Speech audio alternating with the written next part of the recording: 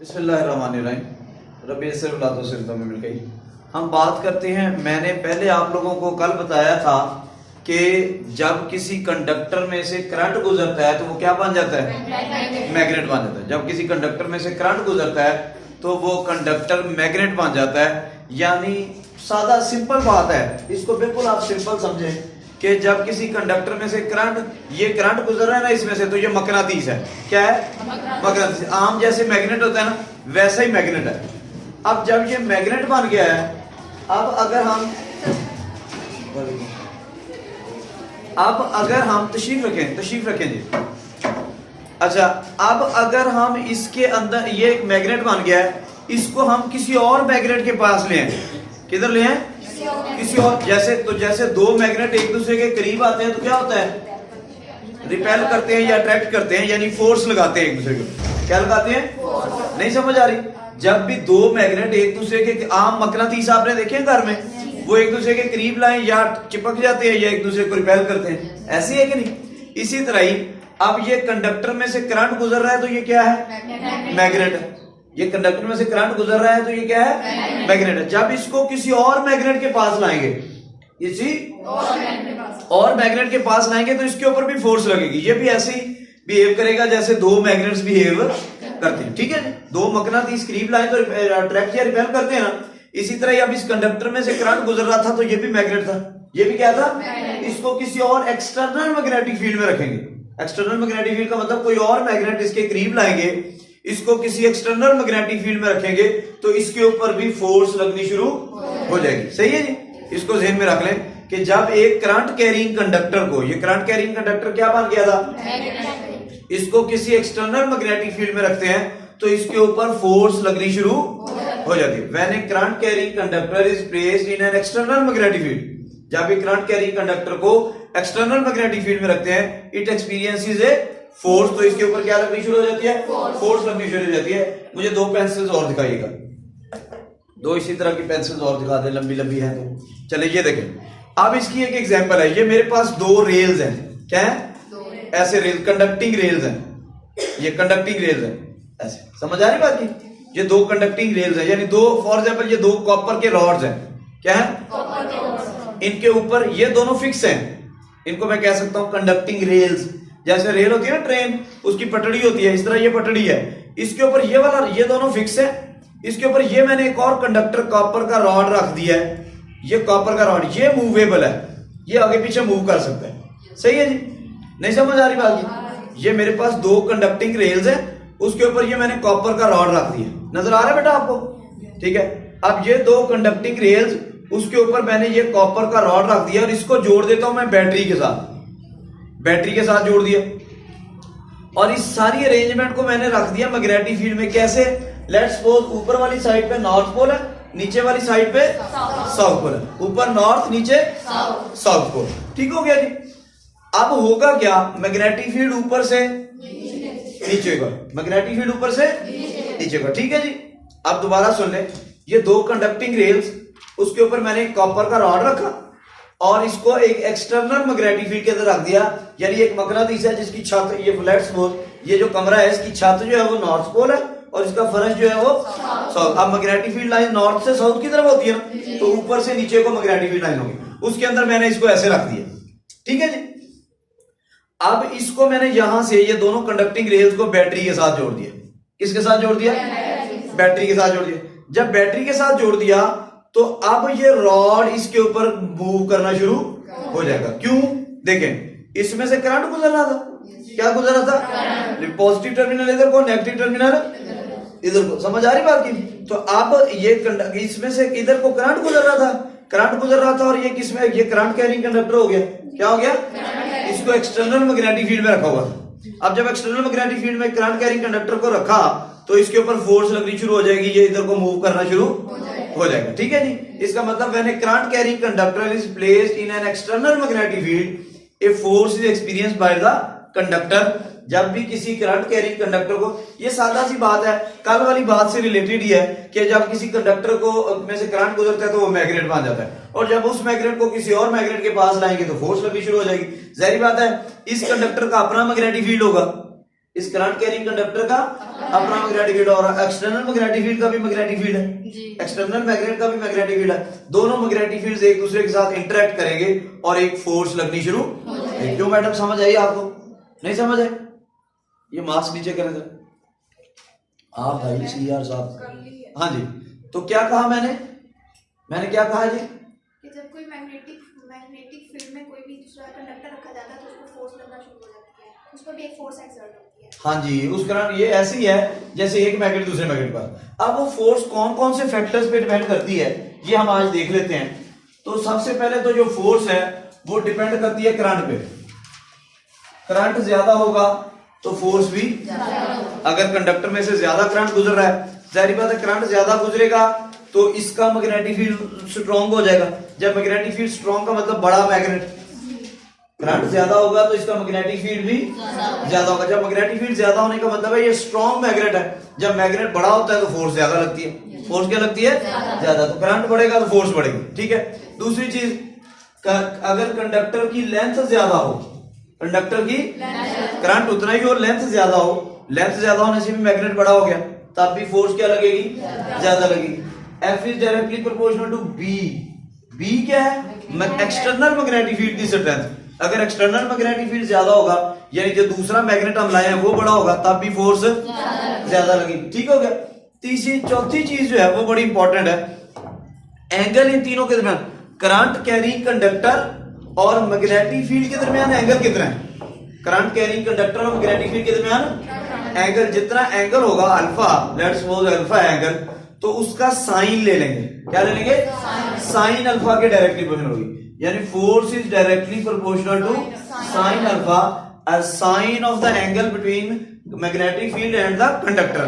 Conductor और magnetic field के दरमियान जो एंगल है उसके साइन के डायरेक्टली प्रोपोर्शनल होगी। तो चार फैक्टर्स हो गए। Force is directly proportional to current, force is directly proportional to length of the conductor in the magnetic field, जो मैग्नेटिक फील्ड के अंदर लेंथ है कंडक्टर। तीसरी चीज, force is directly proportional to strength of the external magnetic field, जिसको magnetic field density भी कहते हैं। और तीसरी चीज है sine of the angle between the conductor and the magnetic field. ये चार फैक्टर्स हैं। मैग्नेटिक फील्ड वो एक्सटर्नल मैग्नेटिक फील्ड। हाँ जी, ये है external magnetic field. External magnetic field की स्ट्रेंथ देखे ना जी, दो चीजें, एक तो ये कंडक्टर करंट की वजह से मैग्नेट बना हुआ है, कंडक्टर करंट की वजह से, तो उसकी वजह से भी अगर ये मैग्नेट बड़ा होगा तो फोर्स ज्यादा होगी। और ये एक्सटर्नल मैग्नेटिक फील्ड, अगर एक्सटर्नल मैग्नेटिक फील्ड बड़ा होगा तब भी फोर्स क्या होगी? ज्यादा होगी। तो एक्सटर्नल मैग्नेटिक फील्ड की वजह से भी फोर्स ज्यादा हो जाएगी क्योंकि बड़ा मैग्नेट होगा तो फोर्स ज्यादा होती है। तो अगर मैं इन सारे फैक्टर्स को मैं मिला लूं तो मेरे पास इक्वेशन क्या बन जाती है? F is directly proportional to ILB sine alpha. F is equal to, F is directly proportional to ILB sine alpha. इस प्रोपोर्शनलिटी को मैं किस में कन्वर्ट कर लेता हूँ? इक्वल में। तो जब इक्वल में कन्वर्ट करते हैं क्या करते होते हैं कि यहाँ पे K आ गया, KILB साइन अल्फा। अब ये K की वैल्यू जो है वो कुछ फैक्टर्स पे डिपेंड करती है। अगर ऐसे यूनिट्स की हम बात करें तो K की वैल्यू होती है 1। K की वैल्यू क्या होती है? 1। तो K को खत्म हो गया तो क्या आ गई? Force is equal to ILB sine alpha. इतनी फोर्स लगनी शुरू हो जाएगी इस कंडक्टर के ऊपर जब किसी कंडक्टर को, उस कंडक्टर को, करंट कैरिंग कंडक्टर को मैग्नेटिक फील्ड में रखेंगे। अब यहाँ पे फोर्स का हमें पता है, करंट का हमें पता है, लेंथ का हमें पता है। ये B हमारे लिए नई चीज है। B क्या है? B को कहते हैं मैग्नेटिक फील्ड स्ट्रेंथ या मैग्नेटिक फील्ड डेंसिटी या magnetic induction. Magnetic field density, जैसे आपने पढ़ा था ना electric field intensity E। Electric field intensity क्या थी? इलेक्ट्रिक फील्ड की शिद्दत। इलेक्ट्रिक फील्ड इंटेंसिटी क्या थी? इलेक्ट्रिक फील्ड की शिद्दत। इसी तरह मैग्नेटिक फील्ड डेंसिटी है मैग्नेटिक फील्ड की शिद्दत। सही है जी। जैसे वहां पे इलेक्ट्रिक फील्ड इंटेंसिटी थी E, यहाँ पे मैग्नेटिक फील्ड डेंसिटी है B। वहां पे थी electric field intensity, electric field की शिद्दत थी, B magnetic field density, magnetic field की शिद्दत। अब ये क्या होती है? जैसे इलेक्ट्रिक फील्ड इंटेंसिटी की तो डेफिनेशन आपने पढ़ी है ना, force per unit charge. Electric field intensity की डेफिनेशन यही पढ़ी थी ना, फोर्स पर यूनिट चार्ज। अब मैग्नेटिक फील्ड डेंसिटी की क्या होगी डेफिनेशन? ये हम यहां से निकालते हैं। ये B को इधर रहने देता हूं, ये क्या आ गया, F over I L sine alpha, I L sine alpha. ठीक है जी। अब मैंने ये नीचे वाले सारे फैक्टर्स 1 करने हैं। क्या करने हैं? यानी करंट कितना होना चाहिए, 1 एम्पियर। लेंथ कितनी होनी चाहिए, 1 मीटर। साइन अल्फा भी 1 होना चाहिए। साइन अल्फा 1 होने के लिए अल्फा कितना होगा? हाँ जी, साइन 0 0 होता है, साइन 90, साइन 90, साइन 90। ठीक हो गया जी। तो अब देखें जी, तो यहां से मेरे पास ये मैग्नेटिक इंडक्शन या मैग्नेटिक फील्ड डेंसिटी की डेफिनेशन क्या आती है? मैं नीचे वाले सारे फैक्टर्स को 1 कर देता हूं। एफ ओवर करंट कितना आ गया, 1 एम्पियर। लेंथ कितनी आ गई, 1 मीटर। एंगल कितना आ गया, साइन। जब ये करूंगा ना जी, तो ये सारी चीजें 1 हो जाएगी, सिर्फ फोर्स रह जाएगी। क्या रह जाएगी? तो मैग्नेटिक इंडक्शन की डेफिनेशन क्या होगी? Force on a conductor of length 1 metre carrying a current of placed at 90 degree in a magnetic field. ठीक है, वो फोर्स जो 1 मीटर के कंडक्टर पे लगती है जिसके अंदर 1 एम्पियर करंट फ्लो कर रहा हो और वो उस मैग्नेटिक फील्ड के परपेंडिकुलर पड़ा हो, मैग्नेटिक फील्ड के परपेंडिकुलर पड़ा हो, तो वो फोर्स मैग्नेटिक इंडक्शन कहलाएगी। नहीं समझे बात को? Force on a conductor of length, force on a conductor of length 1 metre carrying a current of 1 ampere placed at right angle to the magnetic field. ठीक हो गया? ये इक्वेशंस बोलती हैं, ये इक्वेशंस बोलती हैं, आप इनसे निकाल सकते हैं बात सारी। ठीक हो गया? ये इक्वेशन से आप निकाल सकते हैं। ये है मैग्नेटिक इंडक्शन की डेफिनेशन। यहां पे मैं फोर्स को डिफाइन नहीं कर रहा कि कितनी फोर्स लगेगी। वो फोर्स 1 न्यूटन हो सकती है, 10 न्यूटन हो सकती है, 50 न्यूटन हो सकती है। ठीक है जी।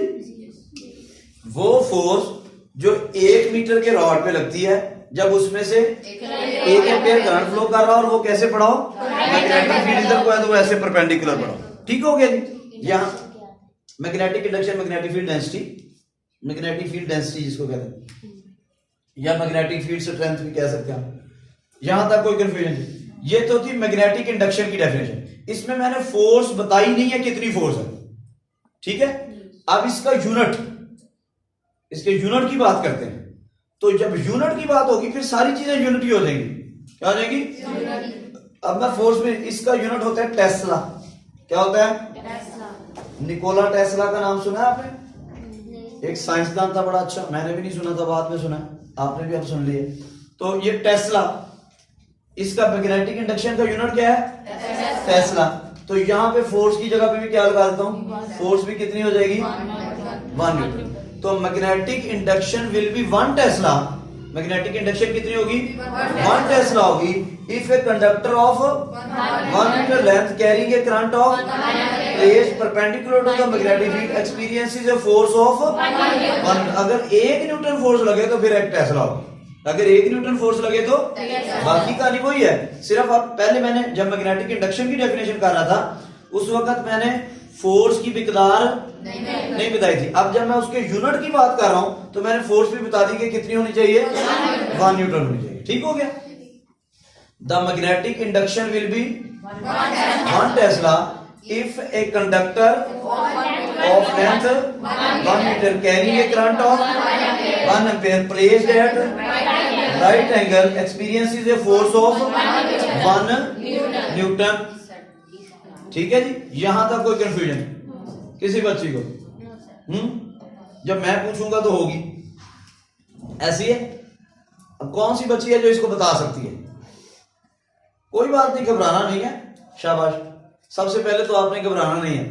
हाँ जी, ये तो अब आजकल हमारा कौमी नारा बना हुआ है, हमें वो कहता है 2 बातें उसने इकट्ठी कर दी हैं जिससे ऐसा खौफनाक मंजर पेश होता है। कहता सबसे पहले तो आपने घबराना नहीं है, सुकून सिर्फ कब्र में। अच्छा, तो ये बहुत डर लगना शुरू हो गया मुझे। बेटा आप वो एंड वाली सेकंड लास्ट इस लाइन में सेकंड लास्ट जी बेटा। मैग्नेटिक 1 टेस्ला की डेफिनेशन जी।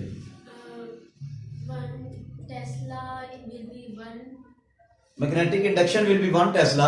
Magnetic induction will be 1 Tesla when 1 Newton force is perpendicular Acts on a conductor of length 1 meter. Carrying Current of 1 ampere placed at right. ठीक हो गया जी। कौन बता सकता है, आप बताएं जी, तशरीफ रखें जी। Magnetic conduction will be one.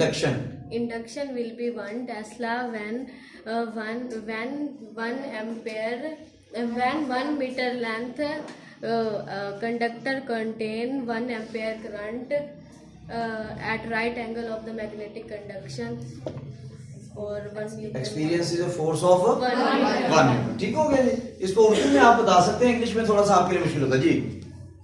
मैं बता दूं, हाँ जी, जिसमें मर्जी बता दें जुबान। magnetic induction will be 1 Tesla when 1 meter of conductor carrying a current of 1 ampere is right angle to the magnetic field and experience of 1 Newton of force. Force. ठीक हो गया जी। यहाँ तक किसी बच्चे को कोई कंफ्यूजन? अब दो अलग डेफिनेशन मैंने आपको बता दी है। एक मैंने बताई है मैग्नेटिक इंडक्शन की, एक बताइए उसके यूनिट की। ठीक है, मैग्नेटिक इंडक्शन के लिए सिर्फ आपने फोर्स नहीं बतानी, आपने कहना है जो भी फोर्स लग रही हो, 1 मीटर के रॉड पे 1 एम्पियर करंट है, 90 डिग्री के एंगल पे पड़ा हुआ है, तो जो फोर्स लग रही है वो मैग्नेटिक इंडक्शन है। और जब टेस्ला कहना है, फिर आपने कहना है अगर 1 न्यूटन फोर्स लग रही हो इस कंडक्टर के ऊपर, तो मैग्नेटिक इंडक्शन क्या होगी, 1 टेस्ला। यहां तक किसी बच्चे को कोई कंफ्यूजन? हाँ, तो वो बाद में जाए। अच्छा, आगे चलते, आगे क्या है? अच्छा जी, अब रह गई ये फोर्स का, तो लग गया पता कि फोर्स, हमें ये तो पता लग गया कि फोर्स लगती है, फोर्स लगती है। अब सवाल ये है कि फोर्स किधर को लगती है। ठीक है, नहीं समझ आ रही बात की? ये फोर्स लगती तो है, किधर को लगती है, डायरेक्शन क्या है। डायरेक्शन के लिए देखें, आपने इसी इक्वेशन को मैं ले चलता हूं, अब इसको मैं डिलीट कर देता हूं। आजकल इतने डिजिटल हो गए हम कि साफ करने को भी डिलीट करना कहते हैं। अच्छा, तो F is equal to I L B sine alpha था ना, F is equal to I L B sine alpha. अब जरा ये साइन अल्फा आपने फर्स्ट ईयर में पढ़ा था, cross product, A vector cross A B, यानी अगर ए साथ एन हेड भी होता था, ए बी साइन थीटा हो तो उसको क्या लिख सकते हैं, ए क्रॉस बी। ठीक है, ए बी साइन थीटा हो तो उसको क्या लिख सकते हैं, तो एल बी साइन थीटा को लिख सकते हो एल क्रॉस बी। तो एफ इज इक्वल टू क्या आ गया, आई इंटू एल वेक्टर क्रॉस, ये एल क्या है, तो लेंथ तो स्केलर नहीं होती, लेंथ क्या होती है, तो ये मैंने एक लेंथ वेक्टर डिफाइन किया है जिसकी डायरेक्शन करंट की डायरेक्शन होगी। इसकी डायरेक्शन किधर को होगी, करंट की डायरेक्शन को। अब ये जो क्रॉस प्रोडक्ट था, इसकी डायरेक्शन कैसे फाइंड करते होते थे हम, राइट हैंड रूल से। ए की तरफ, पहले वेक्टर की तरफ उंगलियां करते थे, दूसरे वेक्टर की तरफ घुमाते थे, छोट किसको बताता था, करंट, ये क्रॉस प्रोडक्ट। ठीक हो गया, नहीं समझे? पहले वेक्टर की तरफ आपने उंगलियां रखनी है, पहले वेक्टर की तरफ क्या रखनी है, दूसरे वेक्टर की तरफ घुमानी है। ए की तरफ उंगलियां रख के बी की तरफ घुमानी है, अंगूठा किसको जाहिर करेगा, करंट की डायरेक्शन को। अब देख लेते हैं, यहां पे इसका मतलब है पहला वेक्टर कौन सा है, एल, दूसरा वेक्टर कौन सा है, बी। आपने एल की तरफ उंगलियां रखनी है, बी की तरफ घुमानी है, अंगूठा करंट की डायरेक्शन को जाहिर करेगा। आज तक हम अंगूठे से कोई और काम लेते हैं, ठोठ रहे, ठीक है, समझ आ रही। लेकिन अब इससे हम डायरेक्शन फाइंड करेंगे। असल में ये ठोठ वैसे भी डायरेक्शन को जाहिर कर दे, ब्याला ठोठ लगाते हैं, ठीक है। तो अब यहाँ पे भी वो डायरेक्शन ही, सुने बात, तो ये जो है अंगूठा किसको जाहिर करेगा, करंट की डायरेक्शन को जाहिर करेगा। अब हम यहाँ पे सॉरी, अंगूठा जो है एल और बी है, तो ये फोर्स की डायरेक्शन को जाहिर करेगा। कैसे, जिधर को करंट जा रहा है कंडक्टर में, जिधर को, उधर को क्या रखें, उंगलियां, और किधर को घुमाएं, जिधर को मैग्नेटिक फील्ड है। आप पता है बाल बच्चे जो है वो ऐसे हाथ रख लेते हैं कि बाद में उंगलियां तोड़ के उधर को घूम सकती हैं। ठीक है, मिसाल के तौर पे मैग्नेटिक फील्ड नीचे का ना, उन्होंने हाथ ऐसे रखा होगा, अब वो तोड़ेंगे तो नीचे को घूमेंगे।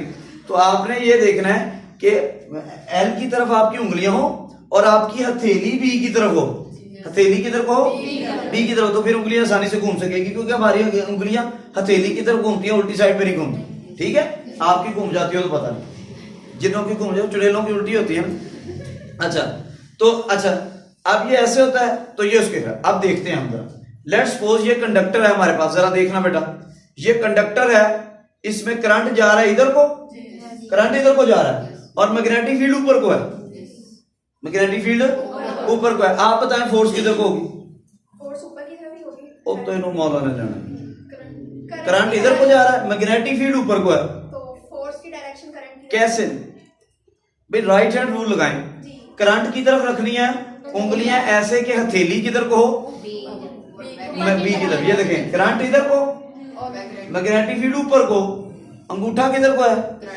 फोर्स इधर को लगेगी, फोर्स किधर को लगेगी, यहाँ पे राइट हैंड रूल हाँ राइट हैंड रूल अप्लाई करना भाई, ये राइट हैंड रूल ही कह रहा है। एल की तरफ उंगलियां रखें, बी की तरफ घुमाएं, तो जो एफ जो अंगूठा है वो फोर्स की डायरेक्शन को जाहिर करेगा, ठीक है जी।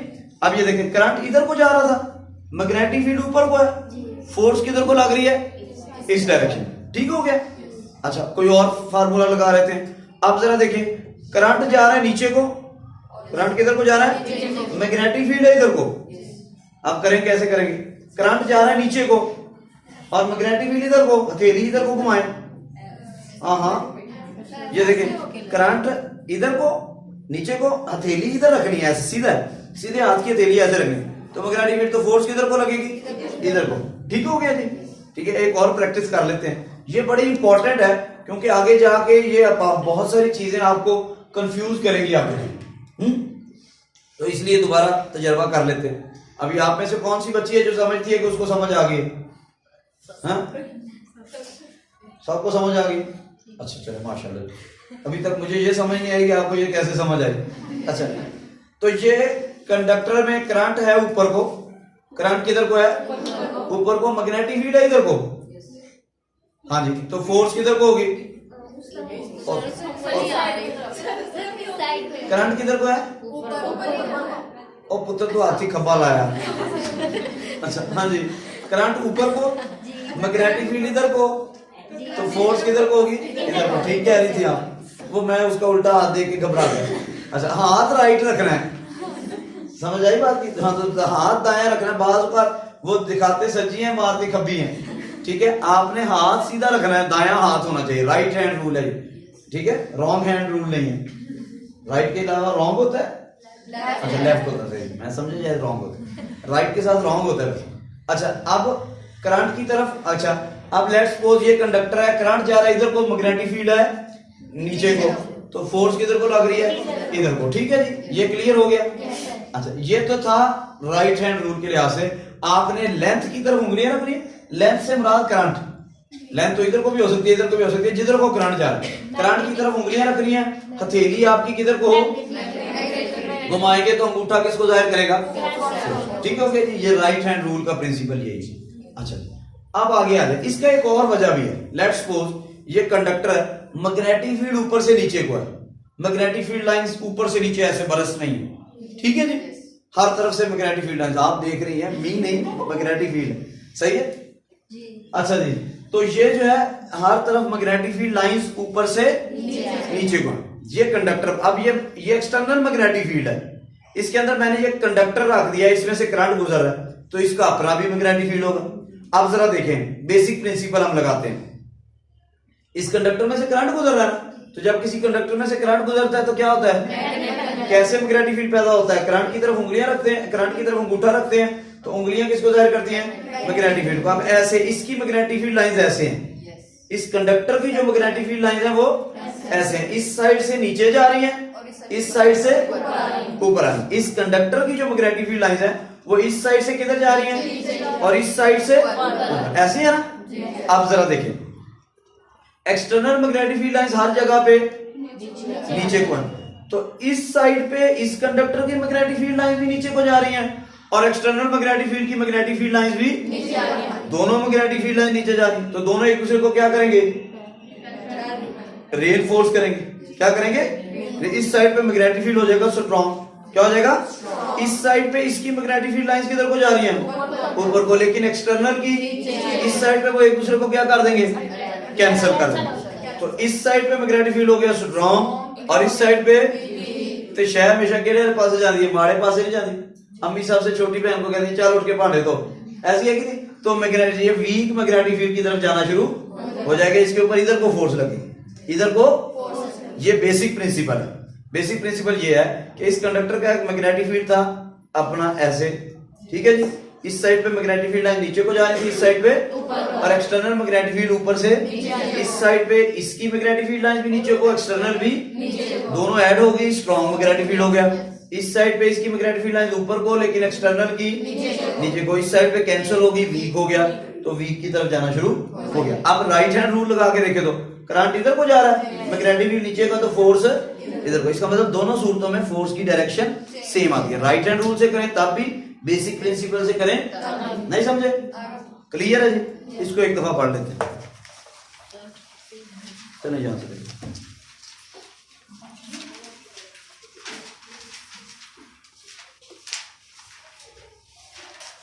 It has been यहां से करें, a current carrying conductor, page number 57, a current carrying conductor sets up its own magnetic field।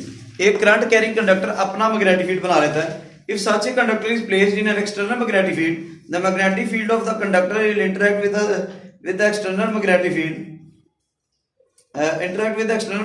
as a result of which the conductor may experience a force। अगर एक करंट कैरिंग कंडक्टर को external magnetic field में रखें तो magnetic field जो conductor का होगा वो एक्सटर्नल मैग्नेटिक फील्ड के साथ इंटरेक्ट करेगा, as a result of which the conductor में एक्सपीरियंस ए फोर्स, जिसके नतीजे में कंडक्टर के ऊपर फोर्स लगनी शुरू हो जाएगी।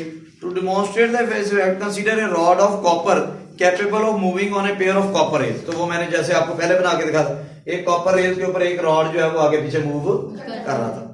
The whole arrangement is placed between the pole faces of a horseshoe magnet so that the copper rod is subjected to a magnetic field directed vertically upward। अब इसने कहा मैग्नेटिक फील्ड किधर को है? ऊपर को है। When a current is passed through the copper rod from the battery, the rod moves on the rails। तो जब हमने उस रॉड में से करंट गुजारा तो वो रॉड रेल्स के ऊपर आगे पीछे मूव करना शुरू हो गया, एक ही डायरेक्शन में करेगा वैसे फिलहाल। The relative direction of the current, magnetic field and the motion of copper are shown। It can be seen that the force of conductor is always at right angle to the plane that contains the rod and the direction of magnetic field। यानी जो force है, देखिए ना जी, हमने कहा था ना cross product में हमने पढ़ा था कि जो वेक्टर प्रोडक्ट होता है उसकी डायरेक्शन उस प्लेन के परपेंडिकुलर होती है जिसमें ए और बी हो, ठीक है। The direction of cross product is perpendicular to the plane containing A and B। यानी करंट और मैग्नेटिक फील्ड के परपेंडिकुलर हो गए फोर्स, ठीक है। तो the magnitude of the force depends upon the following factor। The force F is directly proportional to sin alpha। Force जो है वो किसके डायरेक्टली प्रोपोर्शनल है? sin alpha। and the field this is it follows that force is zero if the rod is placed parallel to the field। अगर alpha zero होगा, alpha क्या होगा? Alpha zero कब होगी? जब मैग्नेटिक फील्ड और conductor एक ही डायरेक्शन में होंगे तो फोर्स क्या होगी? जीरो होगी, पैरेलल पे कोई फोर्स नहीं लगेगी। And is maximum and conductor is placed at right angle. The force is directly proportional to the current flowing through the conductor. Force current के भी directly proportional. Force is directly proportional to length of the conductor in the magnetic field. Force is directly proportional to the strength of the applied magnetic field. External magnetic field की strength के भी directly proportional. The stronger the field greater is the force. F is directly proportional to B। तो सारों को मिला दिया, combining all these factor, F is directly proportional to ILB sin alpha। F is equal to KILB sin alpha, where K is constant of proportionality। If we follow SI unit, the value of K is 1। अगर हम SI unit को K की value क्या आ जाती है? 1। तो बाकी क्या रहेगा? F is equal to ILB sin alpha। This equation provides the definition for the strength of the magnetic field। Current कितना है? If I is 1 ampere, L is 1 meter and alpha is 90, then F is equal to B। तो फिर F किसके equal आ जाता है? ये नीचे वाली सारी चीजें 1 हो जाएगी तो F is equal to B। तो ये क्या हो गया? Thus B, the strength of magnetic field which is known as magnetic induction, is defined as the force acting on 1 meter, किधर गया? 1 meter length of the conductor placed at right angle to the magnetic field when 1 ampere current flows through the it। ठीक है जी, ये magnetic induction की definition है, इसको mark कर लें। आगे in SI unit the unit of B is tesla. इसका यूनिट अब अगली आ गई इसकी टेस्ला की डेफिनेशन। वो क्या है?